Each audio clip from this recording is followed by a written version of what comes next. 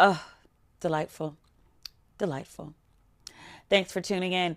You're watching what are we at? Episode 2, Season 4, Being Mary Jane on BET. Did you see my commercial? I had a new commercial tonight. I'm so excited about these commercials. They make me so happy inside. My social media just lights up and everyone's like, oh my God, is that you? And I'm like, yes, because my name was on it and it said blogger. And I have the hair and the face, the eyes, the whole nine. But people are like, oh my God, is that you? Yes, it's me. I'm very excited about it if you can't tell. So shout out to BET and Being Mary Jane and Pantene. That was an awesome experience. So anyway, I'm not here to talk about me. I'm here to talk about crazy ass Mary Jane Paul. I'm so over Pauletta. I'm over Pauletta. I'm over Niecy. I'm especially over Niecy. I'm over Dante. I was never into Dante, but if I was into Dante, I would be especially over him now. But I'm getting ahead of myself. Let me begin at the beginning with Being Mary Jane, sitting on the bed, lonely as hell, waiting for Lee to show up, and just attacking that man like a cougar in heat. Like, I'm all for, primal animal sex, whole 9 yards. But it's like when both people are really into it. Like, Lee just showed up like a, hey, how you doing? And she's just like clawing at the man. And he's like, are you okay? Because he's disturbed by how she's behaving. And I'm like, ma'am, you need a therapist. Penis, and I don't want to underestimate the power of the peen, because it is some powerful stuff. But a penis is not a psychologist. A penis cannot heal your emotional problems. It's great. But good penis, the best penis on earth, is no replacement for a psychologist. And a psychologist is what Mary Jane needs. Penis. She's been using penis and she's not been getting any better. She needs a psychologist.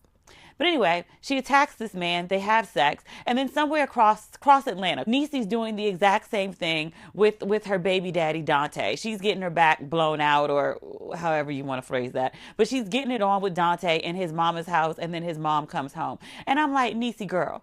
Like, I know people don't like to add their numbers up. I know he's familiar penis. I imagine since you had it before, he's a deadbeat. He does nothing for the child that he made with you, and you still choose to sleep with him, that he really must be like bringing some excellent schlong to your life. I understand that. But I'm just like, I don't even, I could get myself interested for a man who created a child with me, doesn't want me, doesn't have anything to do with the child he created, can't even make it across town to see the girl, but somehow I can make it across town to see him, and I don't even bring the baby.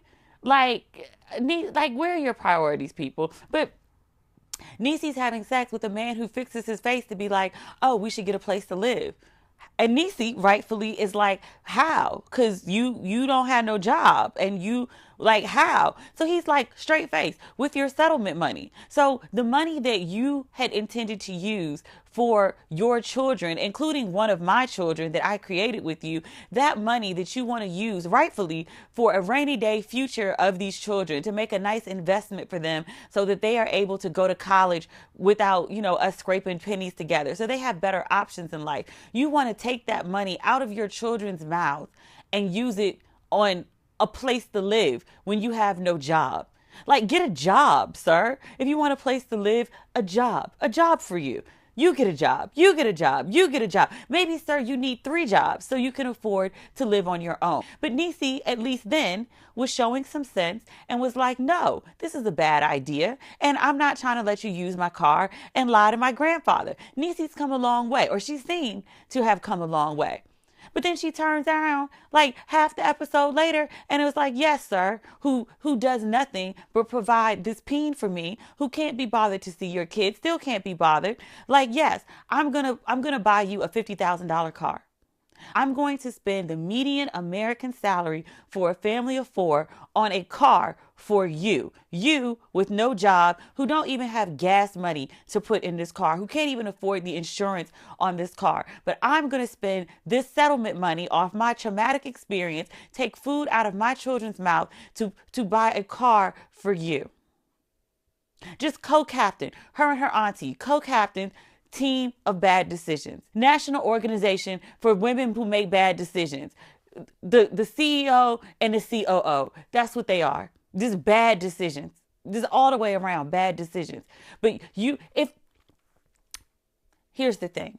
If you wanted to get settlement money and spend $50,000 on a car, you're supposed to buy a car for you. PJ bought Niecy a reliable car for his niece and her children to get around with. He did a nice thing for her, so she's got a decent car. If you're going to spend $50,000 for a car, what you do is you get yourself a little present, a little trick car. And then you give whoever you wanted, who wants a car, who doesn't have one, you give them your old car. Other people in your family need a car. You just spent 1/3 of the money you just got on a dude who's done nothing for you, got nothing but excuses for you. And let me tell you what the real gag is. He's still not going to make it across town to see that baby of his. He going to make it everywhere else except across town to you and to a job. He ain't going to do neither one of those things. And he going to turn around and ask you for insurance money for the car too, and gas money for the car too, because he can't afford it. So you wasted $50,000. And I can't wait till Patrick finds out. But the funny thing is, he can't say nothing. Like, what are you going to say? Grown woman, you stupid. And she just going to sit there and be like, yeah, I am. I think I'm being naive saying that she's going to get it. That Patrick going to be like, you stupid. And she going to be like, yeah, I am. Because she and her auntie are the same person. And Mary Jane got like almost 20 years on Niecy and still ain't figured it out. Every time Mary Jane see a man that's halfway attractive, she want to hop on his penis because she think that's going to bring her love somehow. This woman is out here desperate, just running on E, waiting for someone to fill her, thinking that dick is going to do it, and it's not. But she don't know that after how you've been dating for 20 years and you ain't figured that out. For 20 years, every time you meet a man, the first thing you do is go hop on him, bend over in front of him, slide up underneath him, get on your knees for him, and you looking for love. And it never works out for you. But how many times are you going to do this and it never is just going to click that maybe I need to do something else? And I'm not saying she's going to do something else and find all the answers, but I'm just tired of watching her. I'm exhausted. It ain't my life. I'm exhausted by the BS that she's going through. I say this about Lee. I don't like his pop-ups. That's just weird to me. Like, if the lady said that she wasn't home, she had something to do, you knew she had something to do because she invited you, then disinvited you. You knew she wasn't there. The whole, I'm going to show up at the hotel and try to get them to let me into the room. Like, nah, bruh. Like, who does that? That's no. I would be trying to sue the hotel for letting some man into my room that I didn't authorize to be there. That's not okay. But whatever, you pulled another stalker move. You showed up. You got your feelings hurt because you realized she was with another dude. But he told her the truth about herself. Like, you begging strangers for love. You present like you have it all together. And ma'am, you really do not. Now, it wasn't the right time for him to say it because he was wrong for the pop-up. But then she also tried to play him to the left a little bit. And he gave her a little taste of what he could do. Because comedians, they make you laugh, but they also have that biting honesty. So sometimes you're laughing out of discomfort and sometimes you're laughing because the issue's funny. But Lee gave her some honesty, not a little. He gave her some honesty and she was very uncomfortable, but it was something that she needed to hear. And it gave her a second thought about taking yet another man up to her hotel room. I'll get to that in a second. Lee, it's the writers doing this to him. It would behoove him not to compare himself to Idris Elba. It would behoove. Yeah. Lee, as weird as he is with these pop-ups, might be too good for her. Because he took her out. He said, hey, I want to see you with your clothes on. That's new. But he took her out and he's like, this is who I am. I'm a man. I have these 2 kids. They're this age. I have this ex-person that I co-parent with. Like, this is my story. I would just want you to know who I am since, I'm serving you cock on a regular basis. We should be familiar with each other in some way. And she hears him and says, yes, okay, I'm okay with that. And I want you to come to this thing with me. And then she gets to work. And Rhonda doesn't really approve of her choice.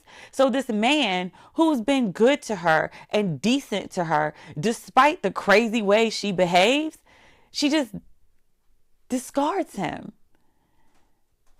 And granted, like, he didn't owe her nothing. She didn't owe him nothing. They weren't exclusive. But like, you made a plan. You got rid of the plan. Then, from his perspective, when he's at the hotel, you show up with somebody else. You're taking that person upstairs. Like, you just looking real floozy and lost out in these streets. And I say that not because I have judgment for her having sex with a lot of people, but I make the distinction that Some people just want to have sex with a lot of people. That's it. They just want that physical comfort, and it really doesn't mean anything to them. Mary Jane, Paul, Pauletta, Paul, Niecy, Molly in 15 years, whoever she is, right? She doesn't just want sex. She wants to be loved. And she keeps making these bad decisions, just spreading her legs and hopping on anybody, trying to find love. And it's not working for you. Stop. You know what? If I was Lee, I would not keep dealing with Mary Jane. Like after that incident in front of the hotel, and then she pops up on him in front of all his friends and wants to pour out her heart and soul, blah, blah, blah. I would be like, you know what? She may mean well, and I forgive her, because forgiveness is not about the other person. It's about you. I'm not going to hold ill will toward her. But he really should have been like, you're crazy and I forgive you, but I want nothing to do with you because you have issues. Like you're begging somebody to love you. Then you're popping up with another dude. You're going to go have a one night stand with him too. I mean, you think it's forever, but it's a one night stand as far as he was concerned. And then you're going to try to play me for that dude. And then you're going to pop up here and then have this emotional outburst in front of my friends. Like you're going to talk to me the way you did. And then you're going to show up with this notebook and you just expect me all forgiven, everything's good again. Like, no. Like, I feel bad for Lee that this is his introduction to dating like a Black American woman. Because he's going to leave thinking everybody's crazy. And everyone is not crazy. Despite what Lee says and the assessment that Eddie Murphy and Arsenio Hall came up with in Coming to America, every Black woman in New York City is not crazy. There's a lot of sanity in a very big city. I mean, comparatively speaking. But I feel bad that this is Lee's introduction to New York and American dating because he done picked a wild one. Like, chick is off. What I also don't understand about Mary Jane is that her desperation to be what she really already is. Like she wants to be part of this like exclusive Black bourgeoisie. She wants her Black unicorn. And I understand that you want very badly the things that Rhonda has. But if you just be patient and play your cards right and act in your own best interest, you might get them. Like Rhonda is very shrewd, and Rhonda did exactly to Mary Jane what Kara was telling Mary Jane to do. She said, get to know this woman, open up yourself enough so she'll open up so you can learn her weaknesses, you can learn her vulnerabilities, and you can make some way and figure out how to position yourself in the right place at this job to be where you want to be and to get where you want to go. Rhonda was doing the exact same thing. Mary Jane was just so blind by this woman, like, oh, I've looked up to her forever. I'm so her family, her perfect family and her perfect husband and her galas and the money and the clothes. And like, baby girl, like she played you. You up here looking at her on a pedestal. She's looking down at you like, oh, little girl, moving her chess pieces, not checkers, moving her chess pieces around. Getting all your information, telling you stuff that is irrelevant to her, that you could never use against her. And you just spill everything. And she turned around and used it right against you. And I can't be mad at her because the same thing she did to you is what Kara was plotting. She played you and you deserved it. You found out some dirt about her. Then you went to her and had to spill the story. Just felt so compelled to tell her the truth. Yes, I was trying to get some dirt on you. And then I found out this dirt while I was snooping and researching around. But I just wanted you to know what dirt I found.